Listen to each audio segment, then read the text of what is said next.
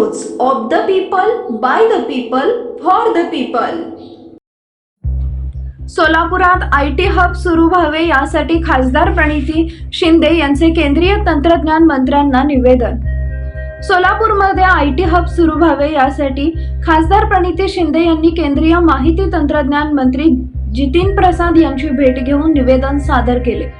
त्यांच्या या निवेदनाला सकारात्मक प्रतिसाद देत त्यांनी तात्काळ याबाबत राज्य सरकारकडून प्रस्ताव मागवून कारवाई सुरू करण्याचं आश्वासन दिले।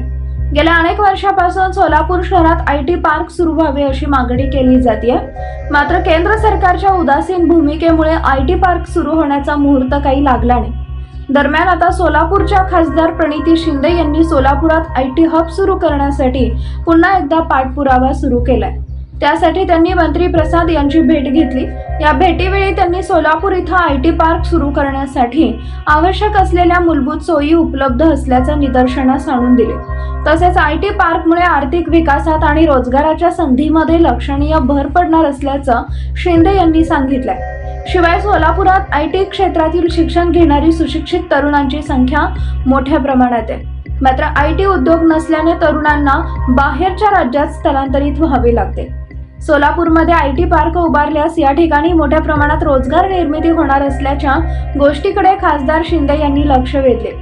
आयटी पार्कच्या स्थापनेमुळे केवळ स्थानिक टॅलेंटचा उपयोग होणार नाही, तर शहरात मोठ्या प्रमाणात गुंतवणूक आकर्षित होईल। तसेच या ठिकाणी इतरही आयटी उद्योगांच्या उभारणीला चालना मिळेल।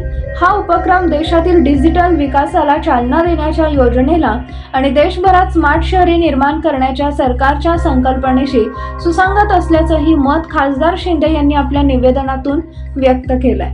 प्रस्ताव मागून मंजुरी देणार केंद्रीय मंत्र्यांचे आश्वासन।